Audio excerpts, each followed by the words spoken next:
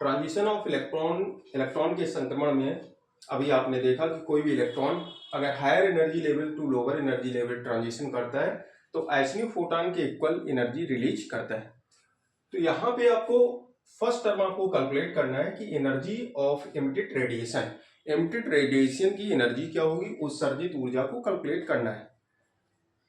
Previous lecture में आपने देखा था जब हमने हाइड्रोजन लाइक एटम के लिए एनर्जी कैलकुलेट कराई थी तो एनर्जी टू फॉर्म में आपको कैलकुलेट करने के लिए हमने बताया था, एक रेडबर्ग कांस्टेंट के टर्म में और एक इसकी न्यूमेरिकल वैल्यू इलेक्ट्रॉन वोल्ट में। तो एनर्जी इलेक्ट्रॉन वोल्ट के टर्म होती 13.6 Z square upon N square electron volt.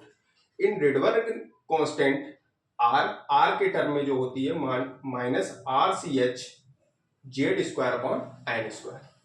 तो आपको क्या करना है, इसमें एनर्जी डिफरेंस कैलकुलेट करके और कितनी एनर्जी रिलीज होगी उसको कैलकुलेट करना है। तो यहां पे आप देख सकते हैं कि E1 कितना है, E1 की जो वैल्यू है ये हायर एनर्जी लेवल है E2। तो E2 यहाँ पे कितना होगा इन टर्म ऑफ इलेक्ट्रॉन वोल्ट के टर्म अगर आप कैलकुलेट करना चाहें तो E2 की वैल्यू क्या होगी हायर एनर्जी लेवल में, E2 equal to -13.6 Z square upon एन2 स्क्वायर, जेड स्क्वायर अपॉन एन2 स्क्वायर। और E1 क्या होगा यहां पे -13.6 जेड स्क्वायर अपॉन एन2 स्क्वायर, सॉरी एन1 स्क्वायर, यहां पे ऑर्बिटल नंबर है n1। तो अगर energy difference in term of electron volt आपको कैलकुलेट करना है तो इन दोनों का डिफरेंस जो होगा वो एचन्यू फोटॉन के इक्वल होगा according to transition of electron. Electron transition के कॉन्सेप्ट से आपने क्या देखा कि higher energy level to lower energy level अगर इलेक्ट्रॉन ट्रांजिशन करता है, संक्रमण करता है, तो हायर एनर्जी लेवल से लोअर एनर्जी लेवल में आएगा तो एचन्यू फोटॉन रिलीज करता है। तो यहां पे एनर्जी डिफरेंस जो आएगा E2 माइनस N1 का जो डिफरेंस होगा, सॉरी E2 माइनस E1, ये जो डिफरेंस होगा वो किसके इक्वल हो जाएगा। अब ये दोनों वैल्यू आप ये इक्वल हो जाएगा एचन्यू फोटॉन के और एचन्यू फोटॉन के इक्वल हो जाएगा। तो ये एनर्जी डिफरेंस जो होगा इसी को हम लिखते हैं डेल्टा ई। इस डेल्टा ई की जो वैल्यू आपको कैलकुलेट करनी है वो कितनी होगी, यहां पे आप क्या करेंगे इन दोनों टर्म की वैल्यू यहां यूज कर लेंगे। तो यहां डेल्टा ई इक्वल, ध्यान से आप देखिएगा, पहले देख लें इसके बाद नोट करेंगे। तो यहां पे E2 कितना हो जाएगा माइनस का 13.6 जेड स्क्वायर अपॉन एन2 स्क्वायर, माइनस माइनस प्लस हो जाएगा, ये माइनस का टर्म है यहाँ पे प्लस हो जाएगा 13.6 जेड स्क्वायर अपॉन एन1 स्क्वायर। कॉमन टर्म क्या है, ये माइनस वाला टर्म इधर जाएगा तो यहां पे कॉमन टर्म मिल जाएगा delta E equal -13.6 Z square 1 upon एन1 स्क्वायर प्लस का है, इसको पहले लिख लेंगे -1 अपॉन एन2 स्क्वायर। अगर ये टर्म हमारा किसमें कैलकुलेट किया आपने, इलेक्ट्रॉन वोल्ट के टर्म में, ये टोटल वैल्यू किसमें आई इलेक्ट्रॉन वोल्ट में, ये इलेक्ट्रॉन वोल्ट में आपने वैल्यू कैलकुलेट की ईवी। अब आपको अगर रेडबर्ग कांस्टेंट के टर्म में वैल्यू कैलकुलेट करना है तो रेडबर्ग कांस्टेंट के टर्म में वैल्यू क्या होगी, ये टर्म जितना दिया गया आर सी एस जब आपने कैलकुलेट किया था तो यहाँ पे आर की वैल्यू रखी थी, सी की लाइट वेलोसिटी और एच प्लैंक कांस्टेंट, इनकी वैल्यू रखने के बाद में आपने क्या किया था 1.6 इंटू 10⁻19 से डिवाइड किया था। तो ये वैल्यू आपको किसमें कैलकुलेट करने के लिए आ गई इलेक्ट्रॉन वोल्ट में।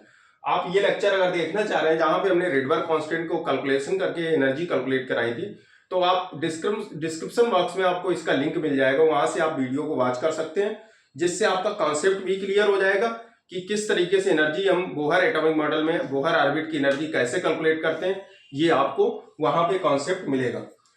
उसको आप वीडियो को वॉच करके इसके बाद इस वीडियो को आप देखेंगे तो आपका कॉन्सेप्ट बहुत अच्छे से क्लियर हो जाएगा।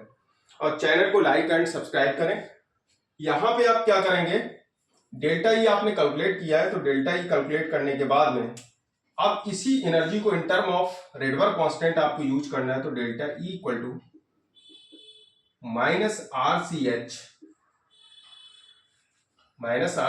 जेड स्क्वायर 1 अपॉन एन1 स्क्वायर -1/n2², ये वैल्यू आपको मिल जाएगी। तो ये दोनों एनर्जी के टर्म है और दोनों एनर्जी के टर्म सेम है। जो भी आप लिखना चाहें उस टर्म को आप लिख सकते हैं। न्यूमेरिकली अगर वैल्यू आपको न्यूमेरिकल में यूज करना है तो ये टर्म यूज करें, क्योंकि यहाँ पे आपको ये टर्म की वैल्यू आर और सी एच की वैल्यू नहीं यूज करना होगा, नहीं तो लेंदी हो जाएगा कैलकुलेशन।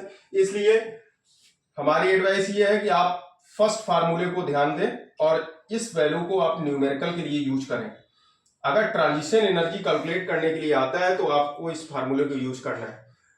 इसके बाद में अगर आपको न्यूमेरिकल केवल थ्योरेटिकली कैलकुलेट करना है तो आप आरसीएच यूज कर सकते हैं। RC in term of Rydberg constant अगर यूज करने के लिए है तो रेडबर्ग कांस्टेंट के टर्म में आरसीएच z² अपॉन या इंटू m1/n1² माइनस 1/n2², ये दोनों टर्म आप कैलकुलेट कर सकते हैं। पूरी समरी क्या है इसकी, आपने क्या किया था, फर्स्ट एनर्जी लेवल की एनर्जी कैलकुलेट की हायर एनर्जी लेवल के लिए, ये हायर एनर्जी लेवल है। और इसके बाद में जब इलेक्ट्रॉन इस एनर्जी लेवल में जब इलेक्ट्रॉन यहां पे था, उसके बाद वो क्या किया, ट्रांजिशन किया, संक्रमण करने के बाद लोअर एनर्जी स्टेट में आ गया।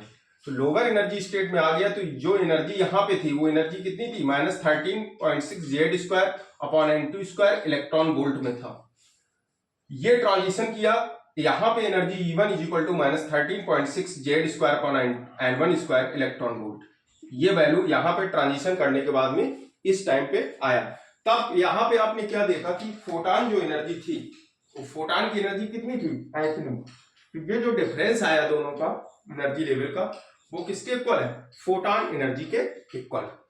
तो इन दोनों का आपने डिफरेंस किया, मतलब डेल्टा ई आपने कैलकुलेट की, E2 - E1 = hν।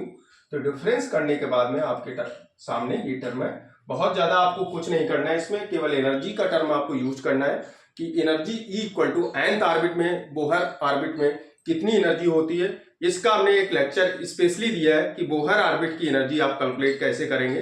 केवल एक लेक्चर है तो 26 मिनट का, तो उसको आप देख सकते हैं। तो वहां पे एनर्जी कैलकुलेट करने का कॉन्सेप्ट हमने दिया है, तो उस जगह पे आप उसको वॉच करके इसके बाद इस वीडियो को आप देखेंगे तो आप बहुत अच्छे से इसको समझेंगे। यहां तक आप इसका स्क्रीनशॉट ले सकते हैं।